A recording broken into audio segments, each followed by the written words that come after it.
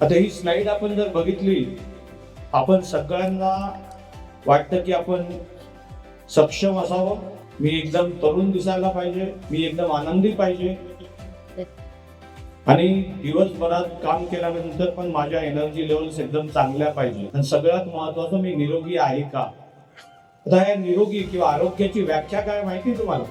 WHO म्हणण्याप्रमाणे शारीरिक क्षमता व मानसिक क्षमता ह्या दोघांचा योग्य पद्धतीने वापर करून चांगल्या पद्धतीने जीवन जगता येणे म्हणजे चांगलं आरोग्य. आणि याच्यामध्ये शरीर आणि मन याची सांगड घालणं फार महत्वाची गोष्ट आहे. आणि नेमकी ती आपण घालतो का? आता मला इथे बोलवलं म्हणजे मी हृदयरोगाच्या झटक्याबद्दल नक्की बोलणार. आज तुम्ही कोणालाही विचारलं की सगळ्यात जास्त मृत्यू कशामुळे होतात, तो हृदयविकाराच्या झटक्यामुळे.